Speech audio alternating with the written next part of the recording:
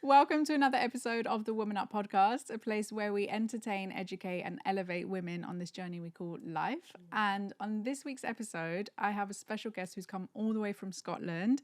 It is Alyah Al Jasser. Hello. Hi. Hi. Here we go. For anyone who doesn't know, we've done that again because we had interruptions. So yeah. How are you? I'm good. I'm good. Yeah.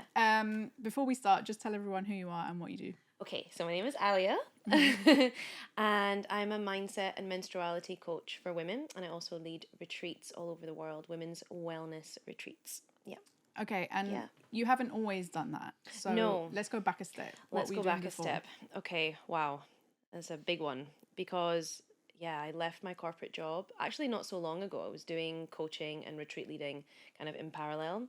Okay. But for the last 15, 16 years, I've been in advertising, branding, communications, did a lot of TV production work.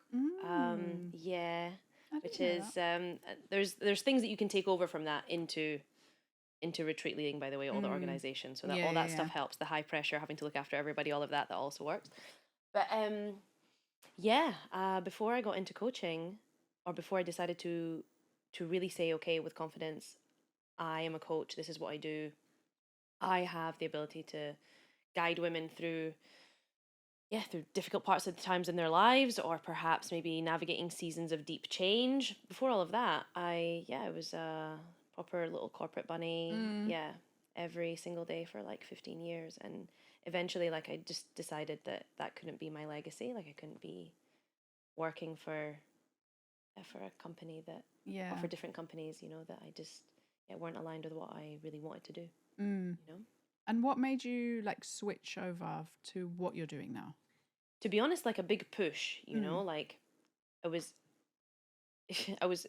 left that company because I was incredibly unhappy. So kind of a big discomfort got me to move. Yeah. But in reality, like, I'd been searching for more purpose and more meaning and more sort of soul in my life by organizing lots of different events outside of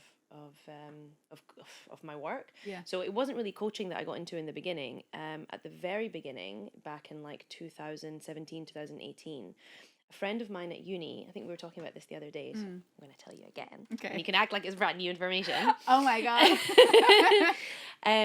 So back 2017, 2018, a friend of mine from uni was putting on uploading to Instagram these fabulous videos of her dancing, like this incredible sensual heels dancing. This was Sherelle, right? We've had her on the Yeah, podcast. so Sherelle wasn't the one at uni with me. Yeah, but Sherelle was the teacher of my friend, right? So it was a friend, one of Sherelle's students. Okay. So Sherelle from Heels and Feels, me on like a very inspired whim, text her. Obviously, like, I'm based out in Kuwait.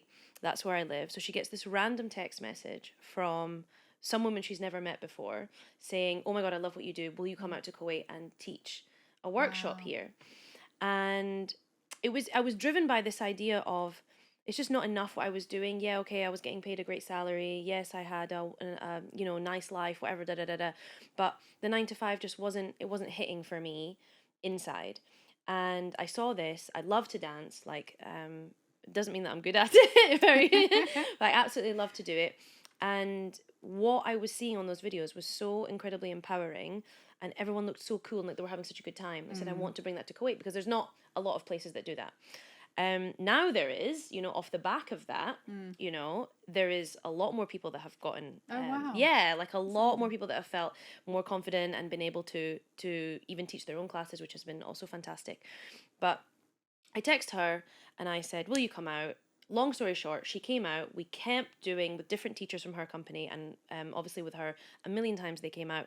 And the concept for those weekenders that we were doing, because obviously, like, for her to come all the way out there, we needed to make it longer than just like a one-off class, was that we would do the dance bit, and then there was like these connection circles at the end where we would sit. So the company's called Heels and Feels. So we would do the heels part in the dancing, and then there would be the feels part where we would all talk about how it felt to have experienced what we just experienced. Yeah. And I realized in that moment that that's what I really loved. That part where everyone was like sharing their stories, listening, really being present for other people, witnessing other people's stories.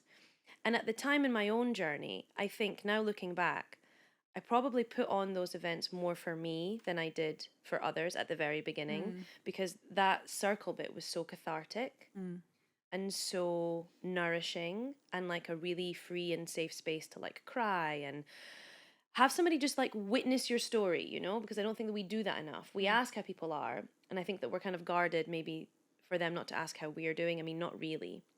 And because you've just done this big physical experience, you've shaken off a little bit of the embarrassment or a little bit of that, you know, and you're ready to be vulnerable. And that connection bit is what made me think like, I want to do more of this. I want to help women gather in spaces where they feel nourished by each other's presence. And from there, it kind of gave me the confidence that, okay, not only can I pull off events like this and sort them and do them, a natural ability is to make people feel safe and welcome and heard.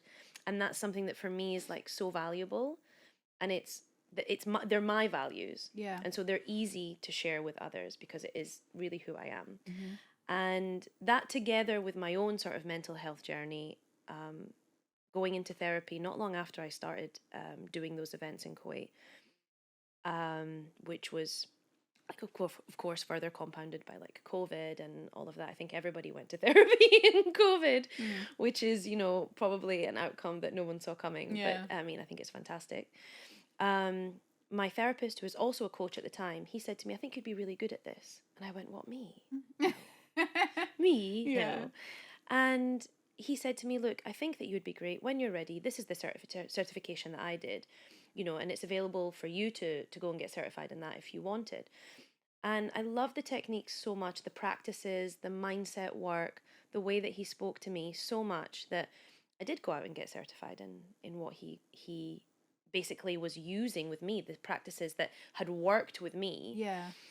What type of therapy? So was there's it? NLP. It's okay. So it's a life. There's all kinds of like life coaching certifications that you can get. And one of my friends, when I said they were going to do that, and he said to me, "Well, everyone's a life coach after COVID, aren't they?" And I went, "Isn't it great though?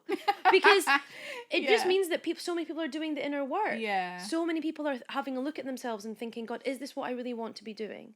This big pause button that we all got to press at COVID." And some of us earlier than COVID, right? In my case, or in the case of like many other people, you start doing that reflective work far earlier. There's the push just helps you get it done. But then the real kind of click moment for me was after I had discovered menstrual cycle awareness and looking at the world and my life and the life of all the women that I interact with through the lens of menstruality. Okay. You know, and looking at how you can live your life in harmony and with alignment with your cycle and not against it, or not trying to like fit into this very linear society. Do this, then do this, then do this, then you'll get this. Instead, opting into cyclical living. And when I put the two together, which is mindset work, the traditional kind of coaching / therapy / NLP / all of those traditional practices that are, and techniques and modalities that we associate with coaching, which is a fantastic, it's a fantastic world.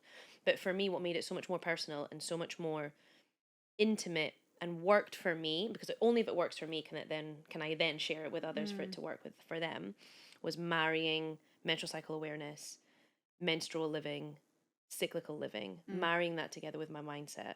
Because one thing is happening to you all the time, whether you like it or not. And the other one, you know, we call it a practice because you have to practice it, right? Yeah.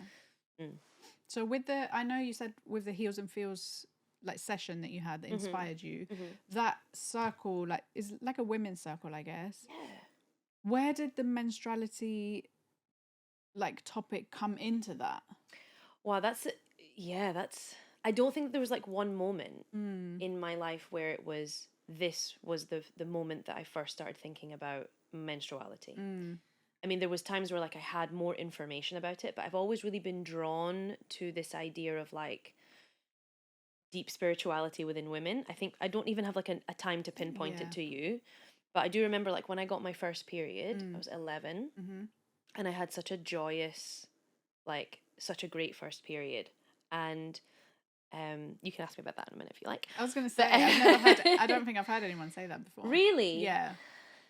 And I think it took me completely by surprise having having this conversation later on, because everyone was like, oh, my first period was so terrible. My first period was so terrible. Like, I grew up in a house with, in a big sort of Arab household, and I lived with my aunties, 5 of them at the time. My dad's got 5 sisters, and we lived in a big house with everybody. And I remember when I got my period, I went and told my mum, and she was like, oh, she was really happy for me. And then she was like, go and tell your aunties.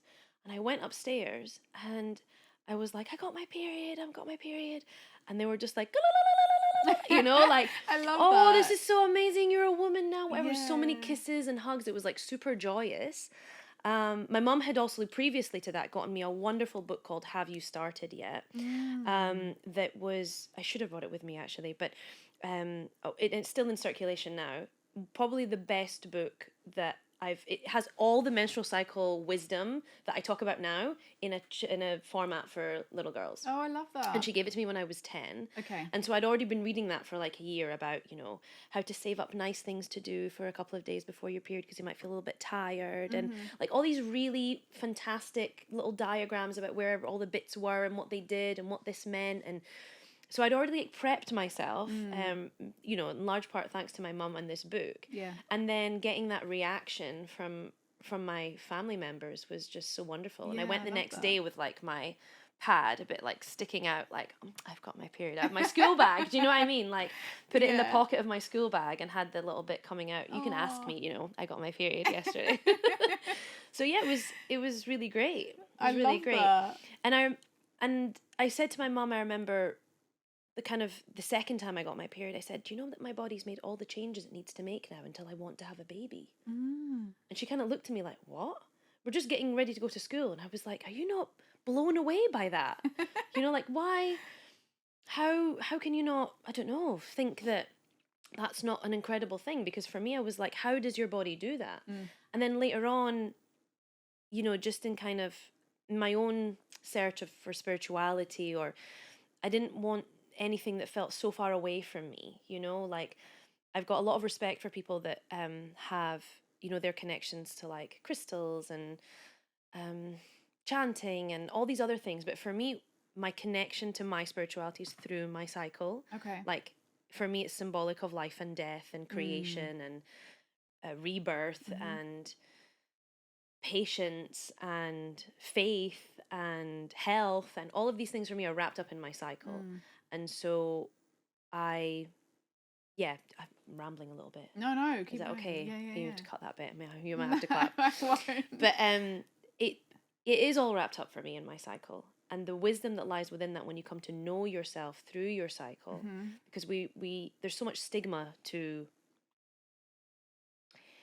having a relationship with your cycle. You're taught from very young that like you've got to hide it, or it's dirty, or it's smelly, or that it's only the days that you bleed, which I think is the biggest misconception, because it isn't, your cycle isn't the only days that you bleed, right? You are cycling from the moment that you have your first period until the moment that you leave this earth, because you don't stop having a cycle because you have perimenopause or menopause. You just enter into a different cycle.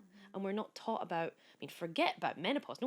People maybe are talking about it now. Yeah. Perimenopause, like, tell me, I don't know, I can name maybe 3 women that I know that knew that word before I told them. No, I don't. Right? It was like, I still don't really know anything it's about just it. the lead up to, it's the 8 to 10 like years before menopause. Oh, wow, okay. Right? So you probably are in perimenopause 8 to 10 years before you actually get to hit menopause. Wow, okay. Right? So your body's doing all kinds of bits from the moment that you get your first period until the day that you leave this physical body. You are constantly in cycle. You are constantly in cyclical living. And we're taught to believe that it's just the 4, 5, 6, 7 days, whatever, that you're bleeding, and that's your cycle. And that's bullshit. Okay, so let's talk about the cycle. Yeah. From what I know, which is quite limited, is there's 4 stages of the cycle. Is Beautiful. that correct? Correct. Okay, so let's You talk tell me through what you these. know. That's it. Okay. Okay. Wait, I know there's your period. Yeah. Ovulation. Yeah. Something and something. Okay. So just by you telling me that, do you not feel like, wow, okay, why don't I know that? Because I'd be pissed if I knew there was more to know. Yeah, so I think I think, to be honest, I find it all really overwhelming. Yeah. So I track my period days just because I've like tracked them for a while now. Good. But I don't track anything. Oh, luteal phase. Well done. Well done. Well done. Yeah, good. Yeah, I don't really. And then the bit that everyone misses over, which is the follicular phase, which is just the bit Yes. right after your period. Yeah, so I don't really know much about those other periods, but I do know what my body does leading up to my period, and I know that after my period my body acts a certain way, but I don't track any of the other phases. I don't like change my behavior. I just know that I'm more tired, or I get acne, or whatever the case may be, but I don't really do anything about it. So that's why I want to like delve deep into that with you. Okay. But before we start Yeah. with like what to do, What is let's it? talk about like what is the cycle. So your cycle, obviously, so it starts on day 1 of your period. So day 1 of your cycle is the first day that you bleed. It's just easier to track that way. In more kind of women-centric, there's other coaches and other menstrual guides out there and menstrual mentors that say it's the first day of ovulation. It's when we create. okay. It's not when you're shedding. But I think that as you can maybe think of that later on, right? As you're able to kind of like track your body, track cervical fluid, track all sorts of things around there. You can maybe do that later. But at the beginning, if you're just like, I need a surefire indication of like when my cycle starts, it's day 1 of your period. Okay. So typically, let's use 28 day cycle, which is like, the target cycle or whatever, the most typical, but really not at all, because every woman is different. Let's just imagine that if you're from day 1 to day 28, day 1 is your cycle. Day 1 is the first day of your period, and that's day 1 of your cycle. So you're bleeding, and that's menstruation, right? That's when the uterus is shedding the lining that it's prepared, thinking that you were going to get pregnant, believing that you're going to get pregnant, preparing for the fact that you might get pregnant, and then it realizes it hasn't, and then you shed, okay? And that's your menstruation. Then you move into the follicular phase, where you're getting ready to release an egg, Okay. right? And that's maybe when you feel your energy picks up a little bit, and we'll come back to the different seasons, because alongside the phases there's the seasons. We'll touch on that in a minute. And then there's ovulation. Obviously you're releasing the egg. And then there's the luteal phase, which typically is the longest phase because it's right after ovulation, moving all the way into when you're right back at the beginning again. So that's typically the phase where we'd say we get PMS, premenstrual syndrome, cramping. All of that would happen in kind of the mid to late luteal phase. So if you imagine for the first 2 weeks of the month, you're moving outwards from day 1 to day 15. You're shedding, and then again ovulating, and then so let's say day 15 to day 30, 29, 28, whatever you like to say, you're preparing to shed, and then it starts all over again. Okay. And then what about like how you typically will be feeling within each phase? I mean, that really is where Depends on the menstrual woman. cycle awareness comes into it. Okay. That's a really, really big one. So the cycle, the reason that cyclical living women are so connected to nature, more so than we think, is because our monthly cycle reflects the seasons of nature very much in the way that you can see the seasons change every 3 to 4 months. This happens within us with every phase of our cycle. So the inner seasons, and have you come across that before? No. Really? I haven't heard it expressed with like seasons. Really? No. I'm so surprised. And I'll tell you why I'm surprised. Not that you don't know it. I'm surprised because I don't know if it's just my Instagram bubble, but that's all I see all the time. Yeah, like this idea I of the think seasons, there the is, inner like- seasons, the inner seasons. I see that pushed more than anything else. And I say pushed, educated, shared, more than anything else. Yeah. Would be about the inner seasons. No, I haven't seen that. Okay. Because I think it's because I don't like immerse myself in that. Like I'm just everywhere. Yeah. So I my hear you. algorithm won't be like One particular just one thing. particular thing. Okay. So I think that this is a really cool place to start because it's easy to understand. The correlation that you can make between phase and season is really simple to understand. And it's something that if you wanted a way to track how you're feeling, like a baseline to start menstrual cycle awareness from, the seasons is a really wonderful anchor. So just like the 4 seasons, I'll ask you a couple of questions. You can tell Okay. me. So what season do you think menstruation would be in? If you've got 4 seasons, you've got winter, spring, summer, and autumn or fall. Which season do you think menstruation would fall under? God, I don't know. Okay, let me ask you. Yeah. How do you feel in the winter time? What do you need when it's winter? I want to be cozy. Okay. I feel like cold. Mm-hmm. So what do you look for to comfort yourself in that time? Hot chocolate. Okay. Yeah, just like warmth. Okay. I don't know. That's like what I'm getting is warmth and like being cozy, like snuggles, that kind of stuff. Okay. So. Yeah, so similar. Yeah. To my period. Right. Okay. Okay. Yeah. Right. It makes sense. Yeah. Right. Yeah. You want to be safe, cocooned. Maybe you're a bit more tired. It's dark outside. You're looking for that comfort of your safe zone. That little cozy bit on the sofa. That is your inner winter. And the inner winter typically is when we are menstruating. Okay. Right?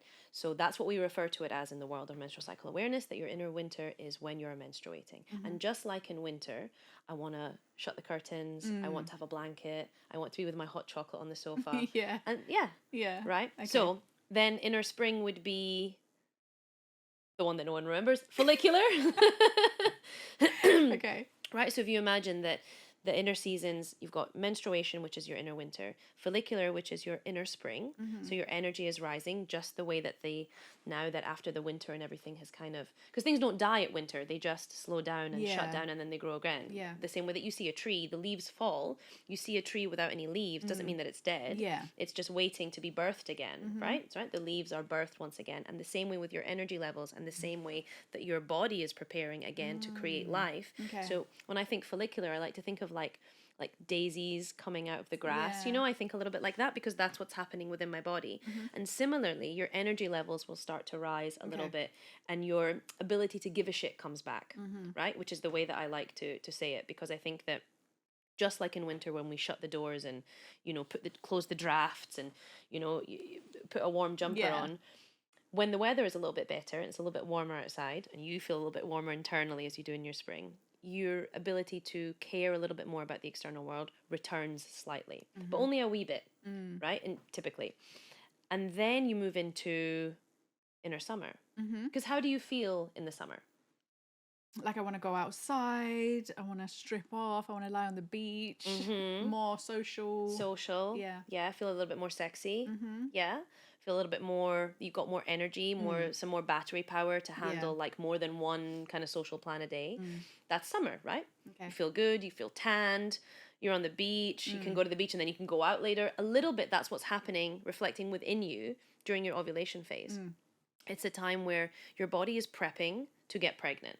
So that what's happening with you on a hormonal level as well is you're more diplomatic. Okay. Estrogen is at its peak during ovulation, and estrogen is that connecting hormone, right? You don't maybe realize it in the moment apart from like your energy levels, but estrogen really makes you more sociable, obviously, because you're friendlier, but you're also more diplomatic. You're able to have longer conversations. You can handle criticism a little bit better. Okay. Yeah. You're able to have a bit more patience. Like I always choose my ovulation period to have the big conversations with my partner, like the needle moving conversations, because I'm not going to be clouded by, oh my God, like, why did you say that? When my progesterone is rising in my next phase. So I prefer to have those kind of conversations in an ovulation phase when I'm feeling like I've got way more capacity, way more patience. If I want to babysit my friends' kids, I'll do it. I'm like, you can book me for these 3 days. And then after that, like I have no patience for kids climbing all over me. But yeah, that's the ovulation phase. So it's a phase where typically you have really great articulation. Your ability to kind of speak and be present is really there. And then if you imagine ovulation is kind of like the peak of this roller coaster, at least it is for me. And I'm going to be at my top game for like 3-4 days. And in my case, I really have to ride this wave because I don't get this burst of energy all month long. And then then you come down as if you're coming back home to yourself. And then naturally your energy will start to turn more inward. The same way that when the earth is done with this summer phase, the leaves start to fall, we start to think about preparing for rest. And that is your luteal phase, right? So it's like 10, 12, sometimes 15 days, depending on how long your cycle is. Okay. And that's when the big burst of energy has passed, but your body now recognizes, okay, ovulation is done. I've done my job. I've prepared the egg. Here it is. Let's go. Let's get a baby in there. That doesn't happen, right? Or it does in whatever case, and then you don't have your menstruation. But you don't have that. You don't get pregnant. And then your body starts to prepare inwardly for a shedding again. So naturally you come back to yourself. Progesterone then rises. Estrogen dips, progesterone rises. And if estrogen is the connecting hormone, we can say that progesterone is the coming home hormone. Okay. So you're turning your energies inward. So the inner autumn, I heard it described to me this way once, and I really love the way that it sounds, is like if you imagine like a cottage in a clearing in the woods, and it's the sun has already set, but it's not dark quite yet. It's kind of like that dusky, and you can see that this cottage is your home, and the lights are really warm and turned on, and you're just walking home, and that always made my skin go like that. You're just walking home. That little cottage is your menstruation, where you're going to be kind of hibernating for a little bit. Yeah. But that walk home, getting ready, preparing for that rest, is your luteal phase. That's how I like to think about it. So like the shadow comes out then too. We call it like the inner critic or PMS or I'm really irritable. But really it's just your energy's turning inward, you know? And naturally when your energy's turned inward, and if the lights go on, like in that cottage, and you imagine that cottage is you, then of course you're going to see shadows. And those shadows that we see in the luteal phase, our sensitivities, our irritabilities, our vulnerability, is what comes up for us. Okay. And when we don't practice menstrual cycle awareness, we can call that, I'm just being a bitch today or whatever. And actually what it is, no, where do you need to direct your energy? Where could you be asking yourself questions or shedding a little bit more light during that phase leading up to menstruation? Make sense? Yeah. I really like that description. Yeah. And that's the inner autumn. That's when we call the inner autumn is the luteal phase. And then brings you right back to inner winter. Hey ladies, thanks for joining us here on another episode of the Woman Up podcast. I hope you're enjoying the episode so far. I just wanted to take a moment to say, if you're listening on Spotify or Apple Podcasts, please follow the channel and leave us a review. It really, really helps with our reach. If you're watching on YouTube, don't forget to hit that subscribe button so that you don't miss any episodes in the future. If you're feeling especially inspired, please feel free to leave us a comment or share the episode on your socials. I personally read all comments, and every share has a massive effect on our growth, so it really means the world to us. Thanks in advance, we appreciate you, and let's get back to the episode. And then, how do you track your cycle? So I started off with an app that I thought was really great, and then someone told me it was created by two brothers that were just selling your data. Oh, nice. I'm not going to name the app because, but yeah. Now I just write it down in my journal, right? And I've also got like a little, I've got like a thing that I have on my fridge with a little magnet, and I just shift that every day. And then I make a little note of how I'm feeling. Sometimes it's not every day, sometimes it's every other day that I write down how I'm feeling. But generally, like I'm tracking my energy levels, number one, how I'm feeling emotionally. I track what this particular phase, so let's say like I'm in the follicular phase or I'm in the ovulate or whatever phase, I ask myself, did this look like last month? What are the similarities? Because that way I'm able to, okay, maybe I'm not having the same energy levels, but I'm pissed off by the same thing, or my energy's dipped a little bit. So I try to compare, or at least, I mean, compare maybe isn't the right word, but I like to have a look at season versus season in the last month, just to kind of see where I'm at. Yeah. Okay. I had a question and now it's gone out of my head. That's all right. But an app is great, by the way. Apps are not bad. Yeah. Apps are wonderful. Apps are really, really, really good. But for me, I just feel like when you're able to track things like your cervical fluid, and I think it's easier then to know when you're ovulating. Like sometimes I've still got that app, I just don't interact with it, right? But It'll tell me, oh, you're ovulating. And then I'll ovulate like 2 days later. And I know that because I'm able to tell first by how my body is feeling, but then also by things like, the fluid, Yeah. you know? So tracking all of this, why do you think it's important? Wow.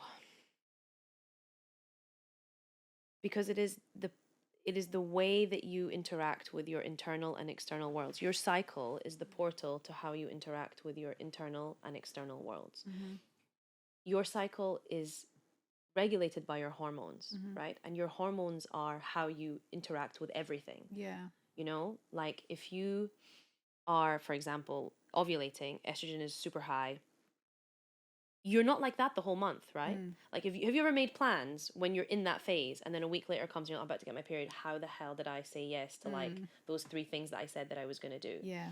If you're tracking, then you're better able to invest your time, your energy, your health. You're able to sync it up with what you eat. You're able to sync it up with how you are exercising. These are just the most basic examples.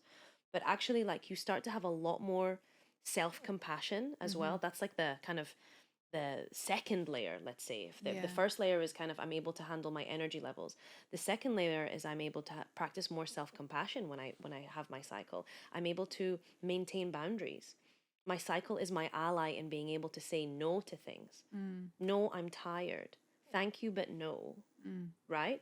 It's not the right time for me. I can't have this conversation right now. And so, or for example, I don't know, even at work, like, you know that you've got a big meeting coming up.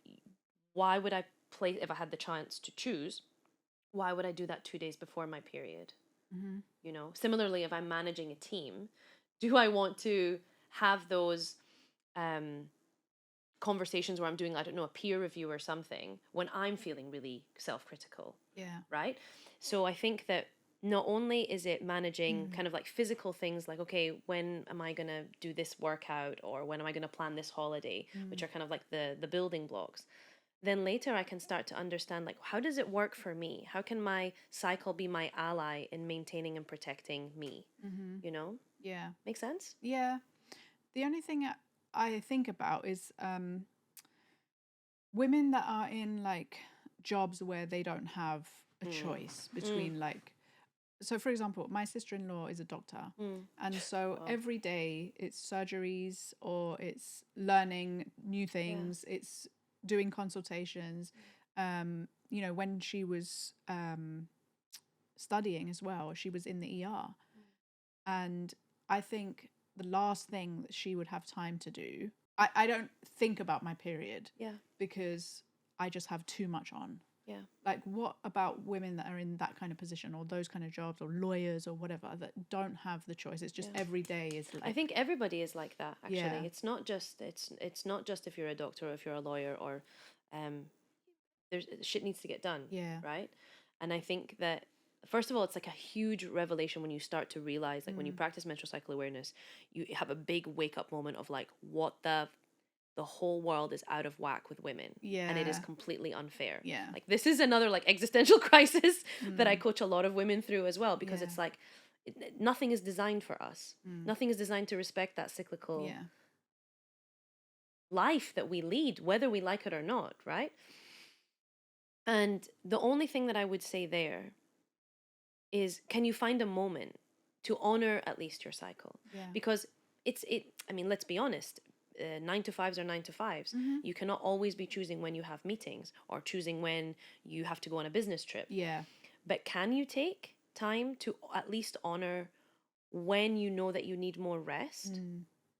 There's got to be something that you can do. You don't have to do it all, but you can do a little bit, right? Yeah. When you really need it. Because answering your body's call gets easier with time, you know? Like, you wouldn't hold off, I don't know, if you're really bursting for the bathroom, you wouldn't like sit in a meeting and you just say, excuse me, I just need a minute, right? Your period asks for the same thing, or your cycle asks for the same thing. Now, it doesn't mean that you have to, like, you know, run off into a forest and start, you know, dancing under the rain. Like, no, people think that, you know, like, there's this idea that, like, oh, if my cycle means that I'm going to go join a commune. No, sis, that's not what it's about. Yeah. Do you know what I mean? It's not about that. It's about saying, like, if I know I have to work, Am I going to push myself to go to the gym same day? If I know I get off work at 6 and it's somebody's birthday, can I really call them and say, man, you know what? I can't come to that thing tonight. It's as simple as that. And it starts there. Do you know what I mean? You don't have to be some like divine goddess, like waiting for like a channel of I don't know what in order to honor your cycle. This is the big fucking misconception. This about is what I was cycle gonna awareness. say, It's is wild, man. It's a lot of the stuff that I see online is very like hippified. So they're like, I can imagine if I said to my mum, "Oh, mum, you're in your luteal phase or whatever, you should rest." She'll just be like, "Please, I don't have time for that." Right.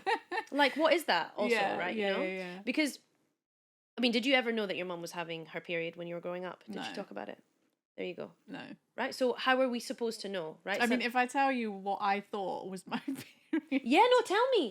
Tell me. So I went to an all-girls Catholic school. So talking about like sex periods, anything like that was a no-no. So I also had no sisters or like female cousins or anything like that. So what happened is I went to the toilet and then I saw blood. And I don't know why or where I got this like belief from, but I thought I was pregnant. I knew you were gonna say that. I knew you were gonna say that. And I was like, I also didn't at that time know how people got pregnant. So I was like, God has chosen me. And it's my time now. But I wasn't ready. And so I got really upset. Habibi. And I was like, oh, like I'm bleeding. I don't know why. Like, I'm not ready to have a baby. How old were like, you? I think I was like 12. Oh my gosh. And so I love that you say you had that book because I'll lend it to you. yeah, I needed that like back then because I was just like stressed. I didn't know what it was. And also Did you not have the blood chat was with your just, mum? like, yeah, after she was just like, After, it's I okay. It happens it's to just a everyone girl's forever thing. for like 40 years. You'll be fine. Yeah. Yeah. But that moment of like seeing the blood and like it was just like a panic. A panic. Isn't moment. that so, for me? I feel that's I feel really not sad. I just feel like I feel for that girl in you that didn't get to realize what was happening or to feel informed at least, because okay, yeah, there are times that it's uncomfortable and it can be slightly inconvenient, you know, you want to join in with your friends to do something, maybe you're a bit too tired or whatever it is, but it's such an initiation, that first period, into the way that your life will be led, you know, in connection with nature, with the seasons, with the really deep understanding of birth and rebirth and death and cyclical living. And yeah. I feel like if it was given to us that way, we would have such a different relationship with it. And but it isn't, right? It's been pushed away. And that's why, for example, in the case like your sister-in-law, this idea like I've just got to get on with it. No, actually, like if you cut your hand, say for example you're cooking, right? You wouldn't just carry on cooking in the kitchen. You've cut your hand. You'd stop. You'd rinse your hand. You would put a plaster on it. You'd wait to see if the bleeding had stopped. Then you'd carry on what you're doing. Yet we do that for like 5 days, and we're just like, nah, gotta meet my KPIs. Gotta like I don't know, deadlift this much or whatever. Like we just carry on. Yeah. And in my experience, the more that I have tapped into my cycle has rewarded me with more stable energy throughout the month. Throughout the month. So I used to, before I started menstrual cycle awareness, let's say, I don't want to call it properly, but like really, really invested some time into it. Like if not daily, then every other day at least. Just thinking about where I am. You know, sometimes I don't even have to write it down. This idea that like you need a lot of tools or you need to start writing things and answering questions, whatever. Yeah, okay, some prompts, 3-4 questions are useful, but you know, how am I feeling? How did I feel this day last month? What do I need right now? Where are my energy levels on 1 to 10? But the biggest one being like, what do I need in this moment? Where's my heart? How do I feel? Just asking yourself that, checking in with yourself. That's the start really of menstrual cycle awareness. But the more that I lent into menstrual cycle awareness, the more I was rewarded by more stability. I used to feel like on this precipice right after ovulation of like, I would go to sleep on day 15, 16 and wake up on day 17 and be like, oh my God, I'm a different person. I've woken up. not only on the wrong side of the bed, on the other side of the planet. Yeah. Right? And I would really cherish my luteal phase and my winter phase, because that's when I got to like do all my deep work, and that's when I would journal and say no to everyone, and I mean, some days I still like that, and I had a really big problem with my follicular and my ovulation, my summer phase, because I didn't like the fact that I couldn't really concentrate. I only wanted to play during those times. I wasn't very good at getting any real work done. So I kind of like avoided, I would just wanted to rush through those phases. And I joined, I'm a menstruality mentor through the Red School, which is a fantastic resource, which I can share with you, and you can maybe link it. So I did a year-long course with them for the Menstruality Leadership Program. Okay. And it's a fantastic resource. Oh my God, it's one of the most incredible schools made by women for women, all about what I'm talking about. And they're wonderful, wonderful writers. And they, Alexandra and Shani, I can't remember their last names now, and I feel really bad. But they put on these peer pods, right? So that through this course that you're doing with them for a year, they give you these peer pods that you can meet up with other people. And I met other women just like me that didn't like having all this energy. And sitting with them and talking through it, I realized that like, because the nature of my work anyway as a coach, doing all this inner work, looking through, you know, all these things, the criticisms, like what's the lesson? I need the lesson. That I wasn't enjoying myself. Right? So I was rushing through this bit because I really wanted to be doing like more inner work. And like sometimes the inner work is just having a good time, sis. Do you know what I mean? Like you don't need to be like, you know, not everything is about this massive sad thing that happened that you need to work through. You can also go out and have a good time. And it's made me really enjoy that high energy part. Okay. You know? So I'm just finishing my ovulation now. Yeah. So I can feel that I'm on like a mix between super high energy and a bit like, oh, can't wait to go home. You know what I mean? Like those, I'm straddling those two worlds right now, you know? Yeah. So it's really helped me manage my energy levels throughout the whole cycle of like, okay, not feeling as tired, you know? Being able to predict a lot earlier when I'm going to feel a certain way so that I can better plan my calendar, which is the things I need to get done. That makes sense? Yeah. Okay. I also like the self-awareness piece as well, even if for no other reason, because I think with me is I get periods like in the month where I'm exhausted. Like when I say exhausted, I mean I'll sleep on and off like the whole day. When you say period, do you mean the days that the periods, I mean time periods, or I have when time. you're Time periods. And only when I started tracking my periods that I was like, this is always like the same like time of the month that I get really tired. I don't know if there's like a hormonal issue or anything there, but I do think like just being more self-aware and like knowing what your body does and why is like really important. Yeah. So I do like that side of it, but I do think there's definitely like this space that is very like hippie-ish in that. 100%. And like that part for me was the part that put me off. I was really like adding menstruality to what I did was something that I did very privately with my clients before I was like, this is how I want to coach women. Like, okay, yes, there's lots of mindset work. And also, have you thought about the fact that your hormones are changing pretty much every other day? You need to think about that as well. And I had it with my clients, but I didn't want to be out there talking about it because I was worried about being a bit like a caricature of myself or being pigeonholed or stereotyped as like, well, you know, barefoot in the woods kind of, which by the way I love that stuff.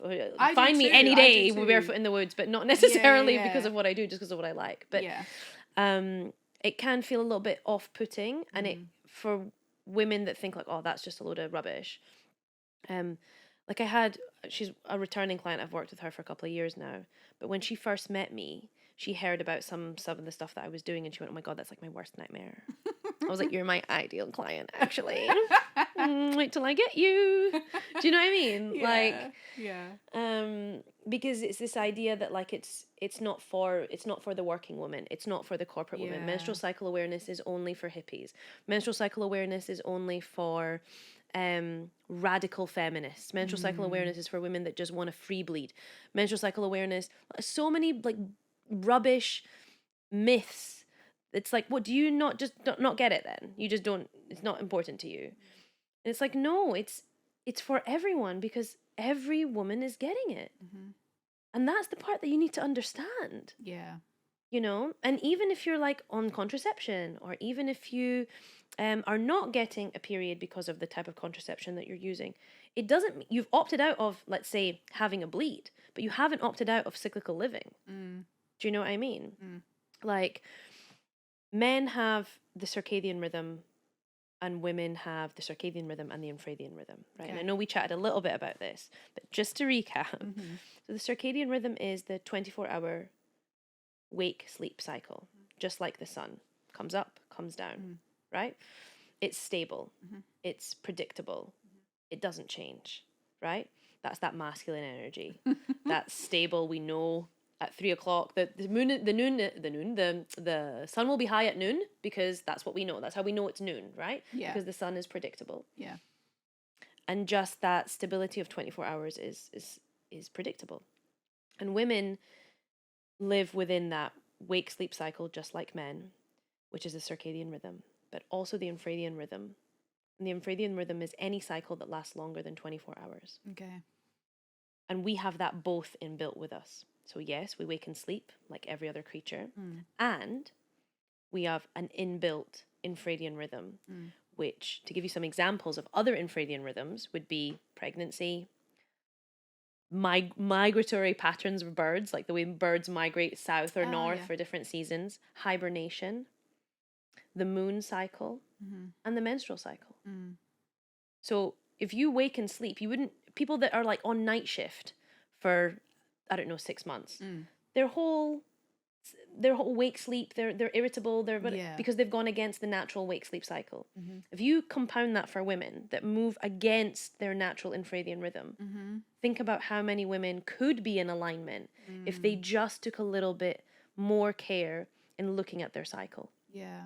And living in alignment with it rather than fighting against it. You wouldn't sign up for night shift for 6 months. Even your sister-in-law that's a doctor, she wouldn't, right? She'd say, my 6 months is too long, right? It's the same thing with your cycle. Can you opt into, where you can, a more harmonious way of living with your cycle? Okay. I love this. Talk to us about your retreats, because you have soulful retreats. I do, yeah. What are they? Oh, they are my favorite thing to do in the whole world. On a personal level, I think that travel is medicine on its own, getting you out of what you think is your routine and into an intentional space where you're really focused and prioritizing your joy and your growth. And I've been running women's circles and women's events for years, and then naturally it felt like the next step was to do it in an environment where you get to mix, not only being in someplace beautiful, but really being in like a container where you're really working on whatever it is that wants to come up for you, but in a space with all other women that just really want to support you. And so I lead these retreats. They are retreats really based around women that are a little bit more adventurous. Now, when I say that, I don't mean like putting on some hiking boots and running up a mountain. We do maybe a little bit of that. Yeah. But that are ready to explore themselves, deepen their connection with themselves, with the cycle, not necessarily with or without. That's really, we weave that into it, but it's not, they're not based only around cycle awareness. But it's a mix of wellness, luxury travel, and you like that, right? And deep cultural immersion of wherever we are. I love that. So, mindfulness, movement, so a lot of like yoga, meditation, and deep connection to nature as well, which is something that it really can awaken something within you when you do that with a group of people that going out into the middle of nature to meditate is wonderful. Yeah. So when you say, like, specifically, what kind of activities do you do? So definitely yoga is something that I've been practicing since I was like 16. So I only ever do things on the retreats that I would do myself. Okay. So I create retreats really that I would take my friends on. Okay. So sometimes I think as well, like, you know how you were saying that cycle awareness can be a bit hippified. Sometimes I think retreats are like that too. And there's this idea that you've got to be like locked in a monastery on a mountain with like no TV and no parties and no music and whatever. And I like a mix. Okay. So typically like a typical day on a retreat would look like kind of early wake up, right? I'm not talking about sunrise unless there's something that we want to do, like go surfing or something like that really early. But typically it would be wake up. I like to stay in silence or have the group maintain silence just before breakfast, just so that you can really remember why you're there. Because if you start your day with small talk, like set the tone. Do you know what I mean? So have a little bit of silence in the morning. There'll be like a journal prompt that you can choose, and it's all optional. If you want to sleep in that day and you feel like you need some more rest, that's also fine. And then we'll start the day with some movement, and that could be some dance or some yoga, and then a beautiful breakfast, and then the afternoons are kind of when we gather for like any kind of activity. So that could be like a hike, or that could be like a jewelry making class or a ceramics class. And I always try to work with artists and people wherever we are, that local practitioners. So if that's a local yoga practitioner, or just recently we had our retreat in Barcelona, and we had the woman that we rented the villa space from, or the retreat center from, she had her ceramic studio next door. So we went there and did this gorgeous, like, the theme of the retreat was exploring feminine expression. So we had a flamenco teacher come in to teach us beautiful choreography, and then we did this ceramics, and then we did lots of yin yoga. So so typically in the afternoon we would do something like that, and then in the evenings we'd connect, have some conscious conversation. No alcohol is allowed on my retreats. Just to make sure that everyone's on the same frequency. Maybe there can be a little party maybe at the end if you like, which I always try to do, like a little celebration dinner, go out, and then those kinds of things are optional. But just making sure that everyone is getting a little bit out of their comfort zone, but in a safe and really supportive space. I love it. Yeah. When is your next one? I've got one coming up in Barcelona, which is a flamenco and flow retreat. So I like, gosh, the response from the girls in Barcelona, where we've just come from, on the feminine expression retreat, the response to the flamenco class was like, how can we come back and do this again? So it will be more dance based, this one, because it's something that I really love, and I'm coming out of my shell a little bit, that like I'm not teaching the class. There's a certified, beautiful, wonderful teacher that's leading the dance portion, but that I don't need to be a dance teacher in order to lead and take this wonderful retreat. And then it will be the flamenco part, and then the flow part is doing a lot of like intuitive movement. So a lot of somatic work. And just gathering in circle and exploring the city also as well, because we're going to be based just outside of Barcelona. And then in February, we go to Sri Lanka, which is my favorite place on earth. And that's going to be my second retreat there. And we're doing 4 days in the mountains and 4 days on the coast. So doing 4 days to really ground in nature, and then exploring a little bit more, playing a little bit more in the coast. I love that. Yeah. I did a yoga retreat in Sri Lanka. How was that? It was amazing. Where did you go? Oh, I always forget the name of it, but it was on the coast. It was like a surfing/yoga. How was it? It was great. It was like 5 years ago now, 6 Oh my years gosh. ago. Yeah. Love Sri Lanka. Yeah. And I went there this year for my brother's wedding. So, wow. Yeah. Oh my God, I didn't know. Yeah. I didn't know that you've been like a couple of times. It's my favorite place on earth. Yeah. It's such a beautiful place. It's okay. I mean, I've been going there since I was like 14. Oh, wow. Yeah. And it's not far from Kuwait. It's like 5 hours. And it's a place where, for me, like everything comes alive. Everything is alive, first of all, when you're there. Like, even if you're just sat on the beach, like suddenly the shells start moving and you're like, oh my God, there's actual crabs that like live in it. Happened, yeah. Do you know what I mean? Like you start to realize that everything is alive. Everything is alive. Yeah. And so I think like when I was talking about that connection with nature, when we don't realize like how disconnected we are from it Yeah. until we're in it, and then we realize like how nourishing it can be.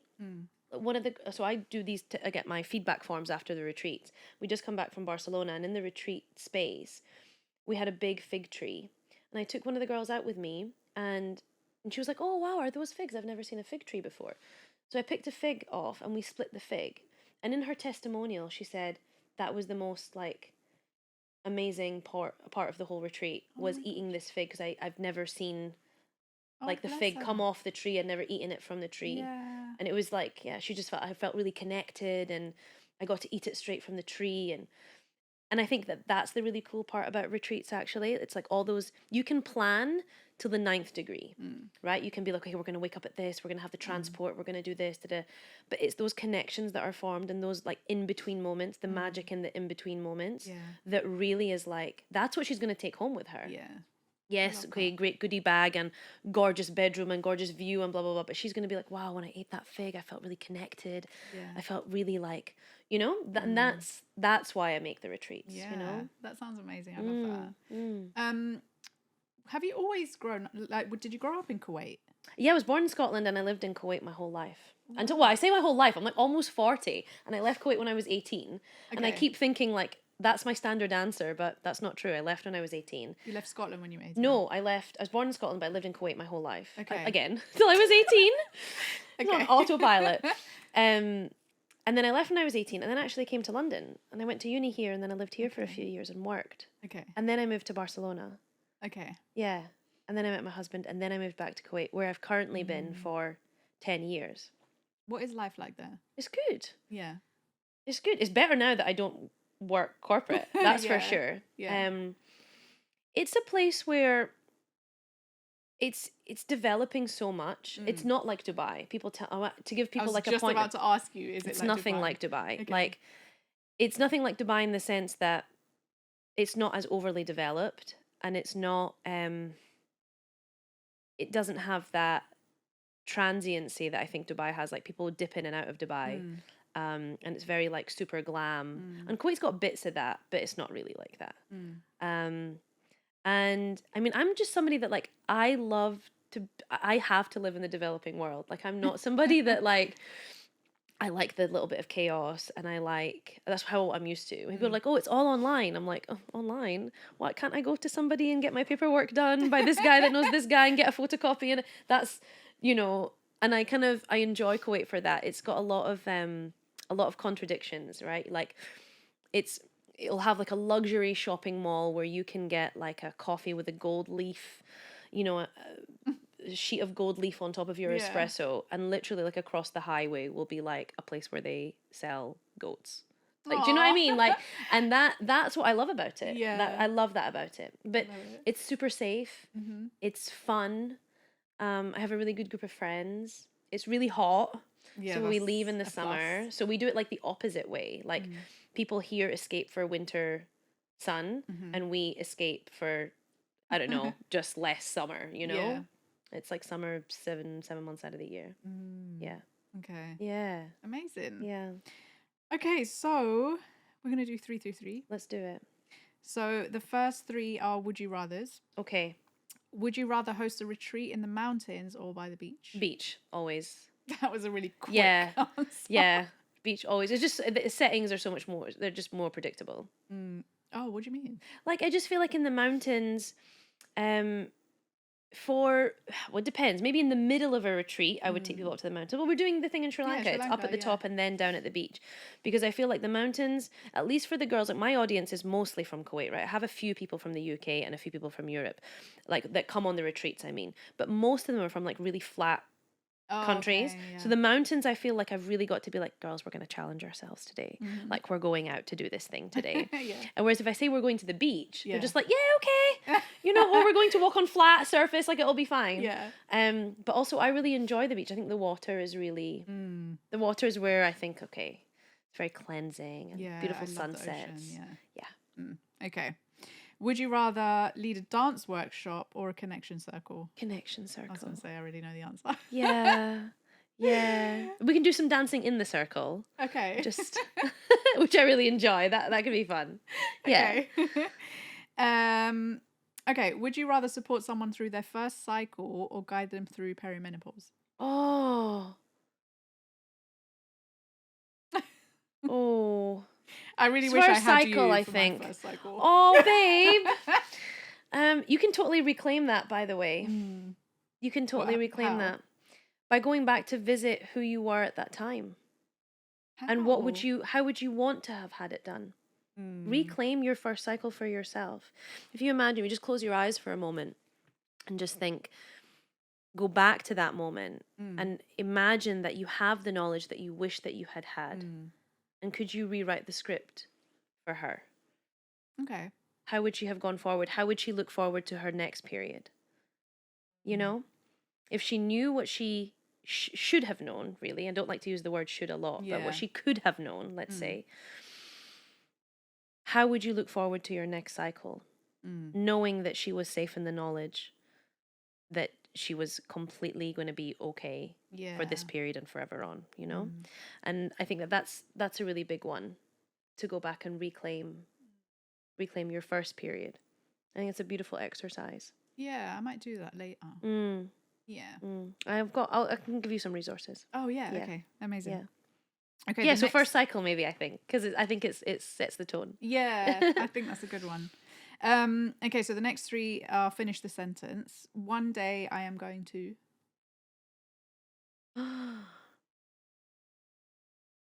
Oh.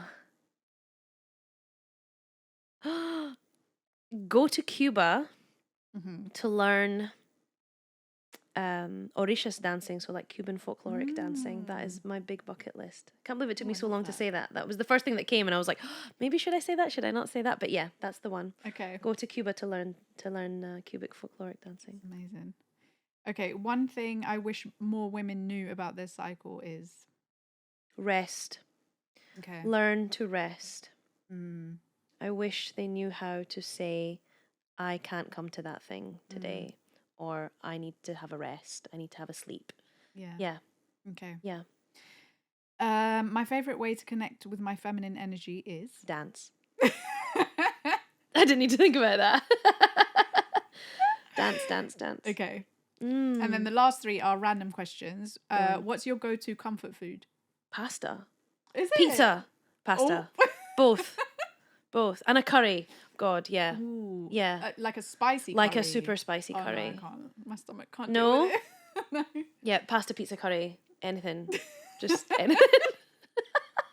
Anything with carbs. Yeah, anything with carbs. That is my comfort food. Okay. Yeah. What's your pizza toppings? All of them. Like... Are you tomato or barbecue base? Who puts barbecue pizza? Oh my god. Nah, draw the line, man. No, really, barbecue on a pizza. Yeah, barbecue base. Base? What, instead of the tomato? Yeah, so instead of tomato, you do like a barbecue sauce instead of tomato sauce. I've never heard of that. Okay. No, wait a minute. They do like Domino's do something like that. Yeah, I think. they I do. shouldn't have That's said the that. first time I ever had barbecue base. I mean, I was love Domino's. barbecue sauce on everything, but maybe Yeah. not pizza. We don't know. You never tried it. I might now. Favorite pizza top? Cheese.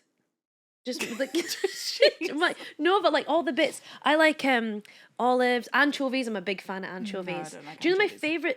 favorite pizza though to really eat is like a marinara, so like no cheese.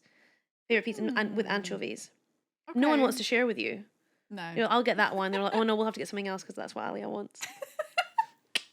It's like That's your secrets. trick, yeah. What was I going to say about pizza?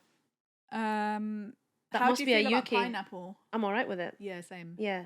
I don't understand the polarity. I don't understand why. Well, clearly, you know, you put barbecue on a pizza, so I don't know what else you'd put on a pizza. To be fair, you just throw some anchovies on there. You're gonna No, be I fine. don't like anchovies. They're weird.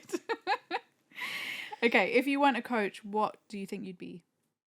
A teacher, like primary teaching. school teacher. Really? Yeah. If I could do my life over again, I think I'd be that or a midwife. Yeah, I think the midwife thing would be Yeah, fun. but I like being around kids and women. So yeah, I think yeah, Interesting. I like that. Yeah, teacher or a midwife. Okay, and the last one is a woman up question is what 3 things do you love about yourself? Oh,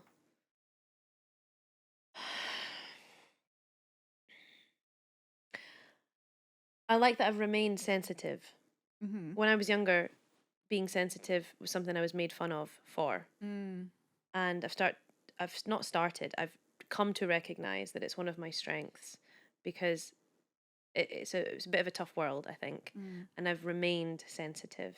Okay. And I don't think that's a bad thing at all. I really love that about myself. And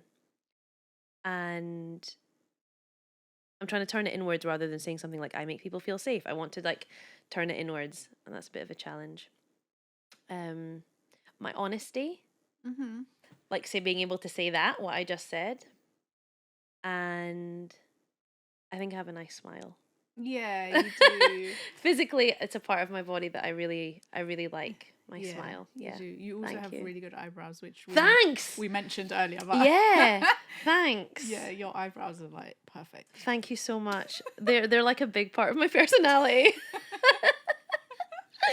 Yeah, I love them. That's it. Thank you so much. Thank you so much Thank for you. coming. I hope that's been, haven't rambled too much. No, that was really educational for me. I feel like even if no one listened to the episode, I would listen to it again because I'm so happy. Yeah. And I'm really happy to give you any resources that you would like. Yeah.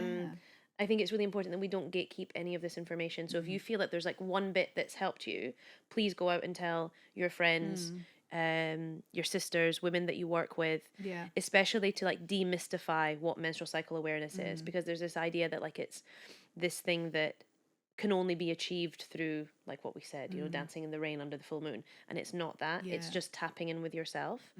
And it's super, super simple, and it starts with 3 questions. What day of my cycle am I on? What do I need in this moment? How am I feeling? Start there. Ask yourself, don't even have to write them down, make a note on your phone, record yourself, whatever. Ask yourself those 3 questions every day and see what changes. Love it. Well, thank you so much. My I've pleasure. loved having you on. Thank you. Don't forget, guys, like, subscribe, comment, write a review, do all the things. We really appreciate you, and I will see you next week. Bye. Bye. Okay, so that's it for this week's episode of the Woman Up podcast. All the links and resources we mentioned in the episode will be in the description, no matter where you're listening or watching from. If you're listening or watching this on a podcast platform such as Apple Podcasts or Spotify, please leave us a review and follow the channel. You have no idea how much this helps to push out the podcast to a wider audience. If you're watching on YouTube, please hit that subscribe button for the same reason, and feel free to leave a comment, ask a question, or make suggestions. It really means the world to us, and I look forward to seeing you again next week.